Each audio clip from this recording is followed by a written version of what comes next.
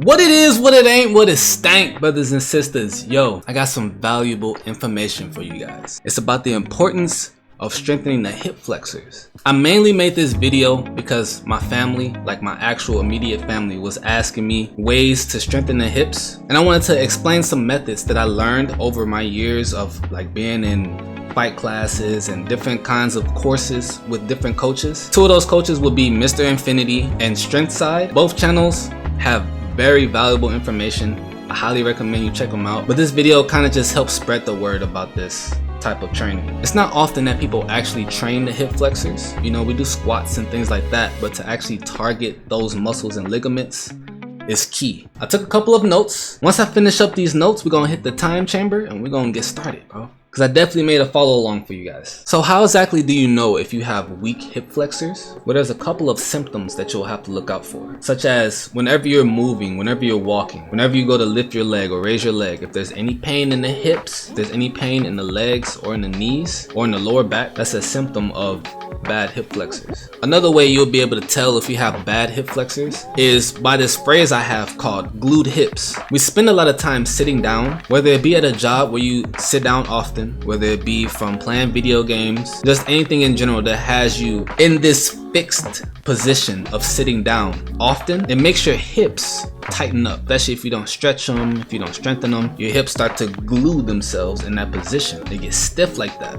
and you won't have much range of motion because of that. Really, those are the biggest symptoms that you come across when it comes to bad hip flexors. And of course, there are other things that can go into play, like if you injured yourself or if you have anything genetic that causes you to limp. Though it is very unfortunate, I understand those can be some hindrances. With these exercises that we're going into, I just pray that it helps. As always, consult with your doctor. Also, be sure to do your own research on the exercises. Make sure that it's something that's fitting for you. The more I'm able to study and sit down and research these type of exercises on this topic and on other topics in general when it comes to fitness and health, the more I'm able to help others on their journey. You guys can do the same thing. The more you guys learn, the more you're able to share the word of mouth about the benefits that you learned or the benefits that you gained from the exercises, and make sure that we're all aiming to train for longevity. With that being said, we're gonna get into some of the benefits. Basically, all the power comes from the hips and the glutes. The more you strengthen your hips, the more explosive you'll be, the more stabilized your core and your lower back will be. Your posture will correct itself. And like I said earlier, it helps with longevity. The weaker your hips get, the more susceptible you are to injuries when you're doing fundamental movements, whether it just be just walking or getting up or bending over. Simple movements like that catch a lot of people off guard. With all that being said, let's go ahead and hit the hyperbolic time chamber. For this routine, you want to be sure that you have plenty of space. Also, I know I have a lot of deodorant on my armpits, okay? Sweating before I recorded this. We're not here to pay attention to that. So you want to get into a seated position, get nice and comfortable, make sure that everything is all situated. And we're going to start off the routine by doing hip rotations, okay? We're going to start with one leg, and I'm telling you now, start slow with this.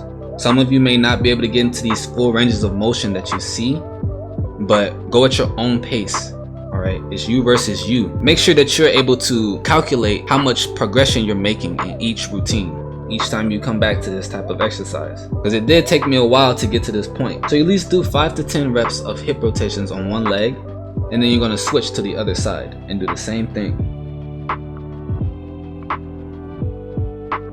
And again, remember, go at your own pace. You do not have to rush this. I guarantee you, when you're starting these hip flexors out, you probably won't be able to go very far unless you're in the intermediate to advanced range. When it comes to training, hip rotations are definitely something to take serious. Now, once you do individual hip rotations, you're going to then do hip rotations using both your legs at the same time. There's different types of ways you can do this exercise. I'm doing the assisted version just so I can show the beginners how to do it. You can put your hands in front of you like this and just use all of your hip muscles to lift your legs up and do the rotations. But that version is very tough, so I recommend you start off with this variation.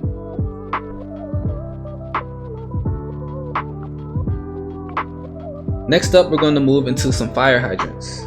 Now, this exercise is really good for stabilizing the hips, the core, the glutes, the lower back.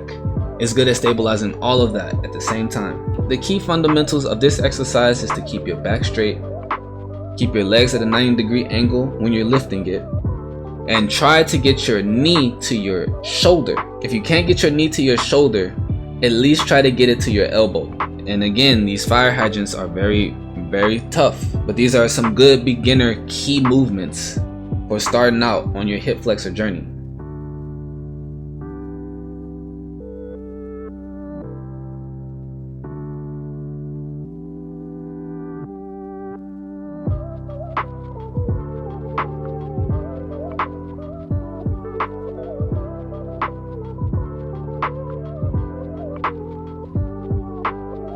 Next up, we're going to transition from a donkey kick to a fire hydrant. So this is a rotational movement right here. You're going to start by extending the leg, bringing it to 90 degree, and bringing it back down.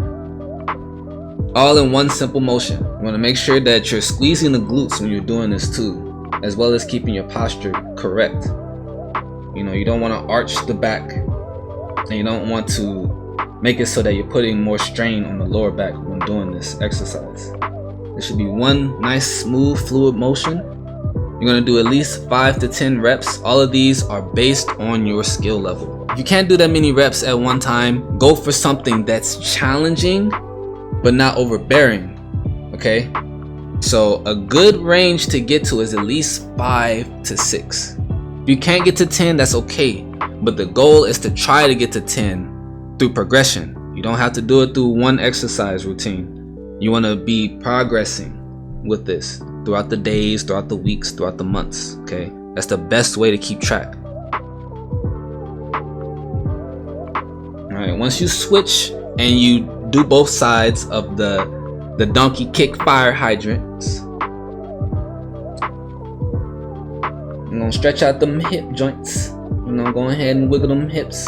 Your hips gonna be fighting you. I'm gonna tell you right now, your hips gonna be fighting you. Your hips gonna be ready for you to stop. But no, just gonna stretch them out. Okay.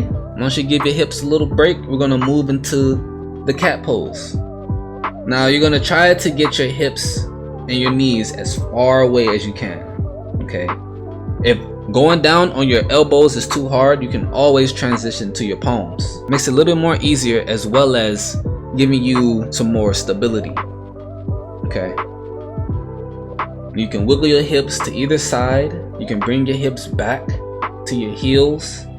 Anything you want to do in this movement, just be sure to get a good stretch in on this. You can transition from forearm to palms and wiggle the hips in each transition.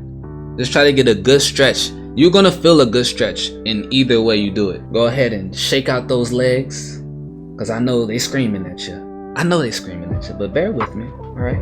I'm here to help y'all. I love y'all, all right? This next exercise is called a deep lunge lift. We're gonna first start off in a deep lunge position. I'm gonna get nice and comfortable in this position, okay? Key things to keep in mind when doing the deep lunge lifts is when you're doing the lifts, to try to get your leg to go as straight as it can, okay? That's gonna give you a deeper stretch in the calf, as well as in the hip flexors. Now I know this exercise is definitely going to help a lot of people. You're going to do 5 to 10 reps as always, and at the end of the rep, you want to hold it for the last rep.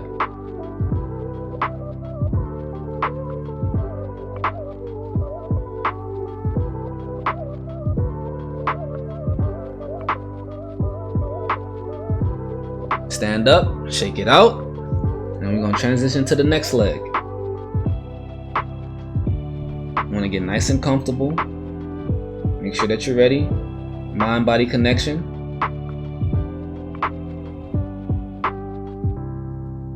I'm gonna start the lifts. Make sure your leg is straight when doing these lifts. If this is too challenging for you doing the lifts, just keep your leg on the ground and do the deep lunge. You'll still feel a great stretch in the hip flexors. I guarantee it.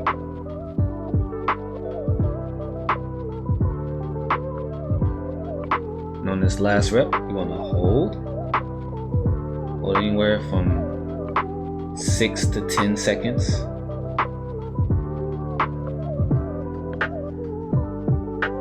And relax. Go ahead and bring that forward leg back.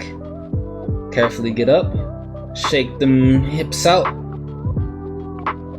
And all of these exercises, I guarantee you, will come in handy in the long run. The more you do these stretches, the more progress you're going to see with your flexibility, with your posture. Everything is just going to improve. Next, we're going to go into some elevated heel squats.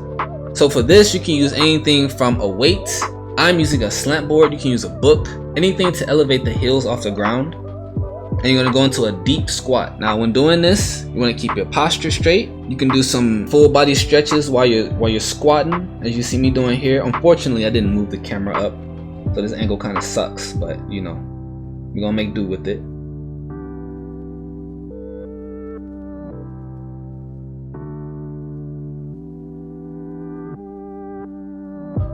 You can do some full posture rotational stretches, putting the hand on the ankle, rotating while keeping your opposite hand fully stretched. You want to look at your hand while you're doing this stretch. Hold those stretches for at least a good 5 seconds. And this exercise right here is actually very important for the lower body health.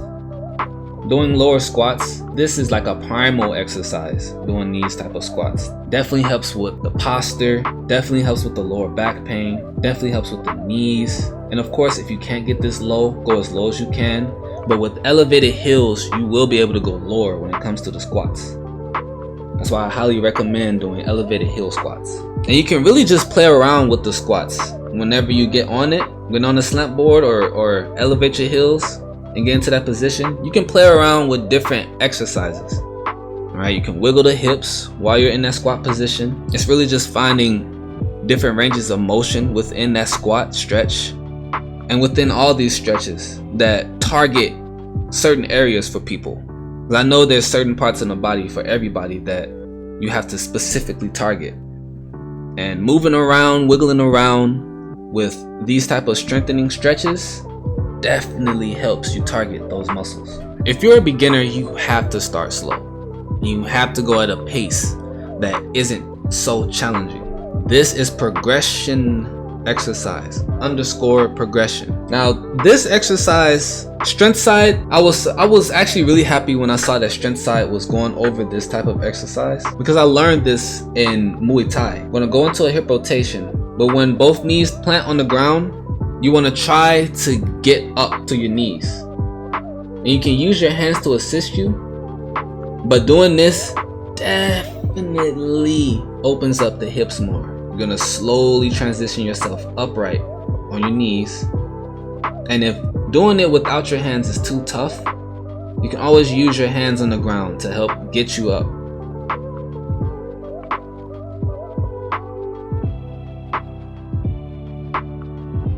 This final stretch routine that I'm going to put you guys through, I learned this one from Mr. Infinity. This exercise is so damn good. You're going to get on your hands and knees. Make sure that you have a nice wide base. You're going to go into a donkey kick position, and with your leg fully extended, you're going to bring it to where your hand is. You're going to rotate your leg all the way to where your hand is while it's fully extended. Now you can play around with your position to make sure that you have a nice sturdy base and that you won't fall over. This exercise is a gem. It's a diamond in the rough. Okay, Mr. Infinity was on something when he explained this one. I don't know if he's the creator of it, but shout out to him. So the thing is, the important note to keep on this exercise is to not let that foot touch the ground when you bring it back. Okay, it can only touch the ground when you bring it forward, but don't bring that leg down. Alright, after you finish doing 10, you're gonna keep the leg up. Keep the leg up. I know your leg burning. Rotate your body to the side, and then you're gonna do 10 leg raises with the fully extended leg. Now your legs are gonna be burning. Bro, I can't stress that enough. This exercise is gonna have your legs burning. Look at my face. You can see the hurt on my face. Alright, this exercise was beating your boy up. Exercise put your boy through the hurt locker. But you know, we here for it. All right, go on, get up, stretch them legs, and we're gonna get ready for the next round. That next and final round. All right, go ahead and get yourself nice in position. Make sure that you got your yoga pad or whatever you're using nice and formatted. We're gonna go back into them rotational donkey kicks, full extended rotational donkey kicks. And one of your legs is going to be weaker than the other for sure. For me, my left leg is weaker than my right leg. So I definitely felt the burn more when I was doing this round.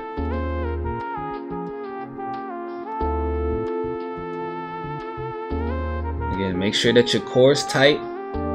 Make sure that you got a nice base so that you don't fall over. And if you get tired, just stick with it. Don't let that leg fall, y'all.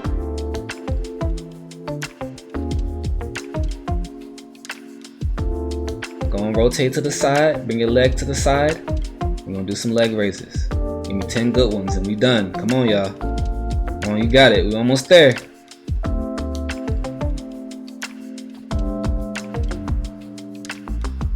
And that's it. Good job, y'all.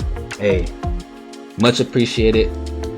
I hope these exercises help y'all, man. I hope these come beneficial for you on your longevity journeys. We're gonna be back with different routines. I hope this helped y'all, man.